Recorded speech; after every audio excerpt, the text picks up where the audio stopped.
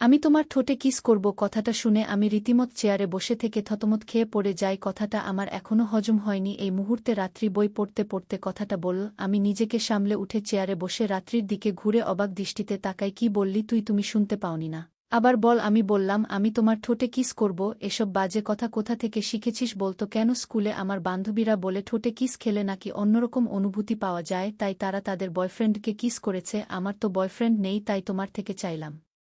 কথাটা শুনে আমি মাথায় হাত দেই। কিছু খুঁজে না পেয়ে কথাটা ঘুরিয়ে অন্য কথাতে নিয়ে যেতে চেষ্টা করি। তোর নাকাল পরীক্ষায় এসব বাদ দিয়ে পড়ো, আর একবার এসব বললে আমি ফুফুন্নিকে সব বলে দিব। রাত্রি আর কোনো কথা না বলে চুপচাপ মন খারাপ করে পড়ায় মনোযোগ দেয়া। আজ তার ইচ্ছা পূরণ হলো না। আমি ও নিজের কাজে মন দেই, পরিচেষ্টা দিয়ে দিই। আমি সোহান, অনার্স প্রথম বর্ষে পড়ি, বাবা মায়ের একমাত্র আদরের ছেলে। আর যার সাথে কথা বলছিলাম সে রাত্রি, আমার ফুফাতো বোন, ক্লাস 1-0 পড়ে, কিন্তু বয়সে বড় হলেও বুদ্ধিতে একদম ছুটি আছে। জাগে গল্পে ফেলে যাক। রাতের খাবার খেয়ে দিয়ে শুয়ে ফোন টিপছিলাম, এমন সময় আবার রাত্রি ঘরে আসলো। আমি ফোন ছেড়ে উঠে বসলাম। রাত্রি এসে আমার পাশে বসে আমার দিকে ড্যাব ড্যাব করে তাকিয়ে থেকে আবার উঠে চলে গেল। আমি বোকার মতো চেয়ে থাকলাম শুধু। এটা কি হলো? নিজেই নিজেকে প্রশ্ন করলাম, কিন্তু কোনো উত্তর পেলাম না। আর মাথা না ঘামিয়ে চুপচাপ শুয়ে ঘুমিয়ে পড়লাম। সকালে ঘুম থেকে উঠে খেয়ে দিয়ে রাত্রিকে তার স্কুলে নামিয়ে দিয়ে আমি কলেজে চলে গেলাম। রাত্রি ক্লাসে ঢুকতেই নীলা ওর দিকে আসে। কিরে একা এলি না? ভাইয়া দিয়ে গিয়েছে কোনো? জানিস আজব আমার বয়ফ্রেন্ডকে কিস করেছি।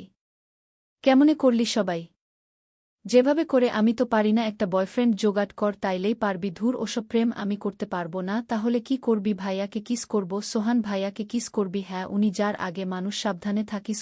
প্রচুর ভয় করে আমার, কিন্তু আমি কিস করেই ছাড়ব, দেখিস। তোকে এসে বল। আচ্ছা বলিস। অন্যদিকে ক্যাম্পাসে বসে রনির সাথে আড্ডা দিচ্ছি, এমন সময় রাহা এসে আমার পাশে বসে নেকা কান্না জুড়ে দিল। আমি আর রনি অবাক হয়ে রাহাকে থামালাম। কিরে কান্না করস? কিল্লায় আমার 3-7 নাম্বার বয়ফ্রেন্ড আমারে ছ্যাঁকা দিয়ে চলে গেছে। রাহার কথা শুনে বেচারা রনি তো গান হারিয়ে বসে আছে মাঝখানে। আমি এখন কাকে সামলাবো? কোনো মতে রাহাকে শান্ত করিয়ে একটু পানি এনে রনির মুখে মারতেই রনি লাফিয়ে উঠে একটু আশেপাশে তাকিয়ে রাহার পা ধরে সালাম করি। নে কুত্তা, আমারে সালাম কেন করলি? আমারে মাফ কইরা দে মা, আমি তোরে চিনবার পারি নাই কেন? তুই যত নাম্বার বয়ফ্রেন্ড বানাইছোস আমি অত নাম্বার অঙ্কেও পাই নাই। তবে রে দাঁড়া, তুই রনিরে তাড়া করল রাহা। আমি চুপচাপ বসে হাসছি। এমন সময় রনি ঘুরে ফিরে আমার দিকে দৌড়ে আসে, পিছে রাহাও থাকে। রাহা দৌড়াতে দৌড়াতে আমার কাছে আসতেই হোস্ট খেয়ে আমার গায়ের উপর পড়ে যায়। রাহা আমার চোখের দিকে তাকিয়ে আছে, আমিও রাহার দিকে তাকিয়ে আছি। রাহাও অপল দৃষ্টিতে আমার দিকে তাকিয়ে আছে। এমন সময় রনি সাইড থেকে একটু গলা ছেড়ে কাশি দিতেই দুজন ঠিক হয়ে উঠে বসি। রাহা তো রনিকে গালি দিতে দিতে চলে যায়। আমি ক্লাসের দিকে যেতে থাকি। রনির রাতে মাম্মা ভালোই তো, কি সেই মানাবে? খবরদার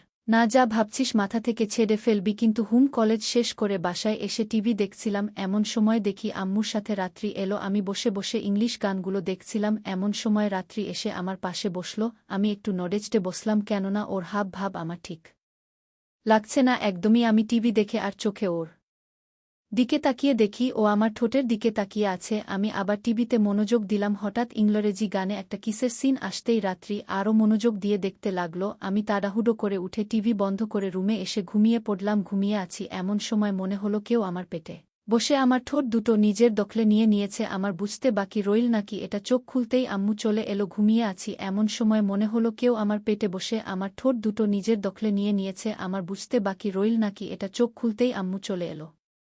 ভাগ্যেশ আম্মু আসার একটু আগে। রাত্রি আমায় ছেড়ে দেয়, নয়তো অবস্থা খারাপ হয়ে যেত। কিরে তোর ঘুম হয়নি কেন? কি হয়েছে? এক জায়গায় যেতে হবে তো। আমি যাব না। আমি রাত্রি তোর আব্বু সবাই যাচ্ছি, তুই বাসায় বসে কি করবি? যাবেটা কোথায়? তোর ফুফুনির বাসায়, মানে রাত্রির আম্মুর ওখানে। আমি কথাটা শুনে একটু খুশি হলাম, কেননা আমি ভাবলাম হয়তো আম্মু রাত্রিকে রেখে আসতে যাচ্ছে। কেননা আজকে যা করছে, ভবিষ্যতে কি করবে উপর আলাই ভালো জানে। এর চেয়ে ভালো রেখে আসুক, তবে মন খারাপ হবে। কেননা পিচ্চিটা একদমই পিচ্চি, আমার অনেক খোঁজ নেয়, তাই খুশি হয়েও আবার মন খারাপ করে ফেললাম। কিরে এই হাসছিস? এই মন খারাপ করলে কি ভাবছিস বলতো? আমরা কেন যাচ্ছি? আম্মু ওখানে মন খারাপ করে। তোর ফুফা দেশের বাহির থেকে আজ আসছে, তাই রাত্রিও চলে যাবে। আরও মন খারাপ করে না, ও যাবে না। থ্যাংক ইউ আম্মু। আমি তো এটা শুনে খুশিতে লাফাইতে লাগলাম, কিন্তু বুঝতে পারিনি আম্মু কাছে আছে। যখন বুঝতে পারলাম চুপ হয়ে গেলাম। না লাফাইগা, চুপচাপ রেডি হয়ে নে। ঠিক আছে আম্মু। আর রাত্রি চলে গেল। আমি গিয়ে তৈরি হয়ে গেলাম, কিন্তু বুঝতে পারলাম না হঠাৎ কি এমন হলো যে রাত্রির প্রতি এত মায়া চলে এলো। এসব বাদ দিয়ে রাত্রির রুমের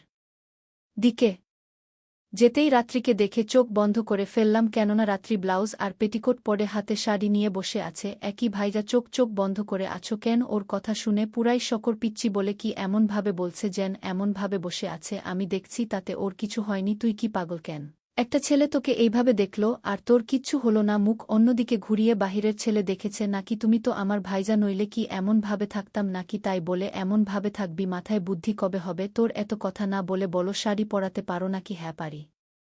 কি হয়েছে আমারে পরায় দাও। কি হো ভাইয়া প্লিজ, আমি পারি না। আন্টিও কোথায় যেন গেছে, তাড়াতাড়ি দাও না। কি মুশকিল একটু ভেবে তারপর চোখে গামছা বেঁধে রাত্রির নীল শাড়িটা পরাতে লাগলাম। যখন শাড়ি পরাতে রাত্রির লাগছিল, রাত্রি আমার ছোঁয়া পেয়ে কেঁপে উঠছিল অনেক কষ্টে। চোখে না দেখে শাড়ি পরিয়ে দিলাম। রাত্রি খুশি হয়ে আমার গালে একটা চুমু দিল। মিষ্টি ভাইজা বলে আমি বের হয়ে গেলাম। সবাই বের হব এমন সময় রাত্রি আসলো। আমি তাকিয়ে একদম হা হয়ে আছি, একদম পিচ্চি পরীর মতো লাগছে। ডাগর চোখে গাঢ় কাজল, ঠোঁটে হালকা লাল লিপস্টিক, কানে ঝুমকো, হাতে কাচের চুড়ি, নীল শাড়ি, সব মিলিয়ে সত্যি অপরূপ লাগছিল। নিজেকে ঠিক করে চললাম ফুফুন্নির বাসায়। সেখান থেকে বেরিয়ে পরের দিন সেখান থেকেই কলেজে গেলাম, কেননা সবাই সেখানে। ক্যাম্পাসে যেতেই দেখি রাহা বসে আছে একা। কিরে চ্যাকাখোর, একা বসে কি করিস? বিডি আছে তোর? কি মনে হয় আমি বিডিখোর? তো তোর কি মনে হয় আমি চ্যাকাখোর? শালি কথা ধরিস কেন এত? তোর কি কর্ম? আচ্ছা বাদ দে। রনি কই খেতে নাকি আজ আসতে পারব না?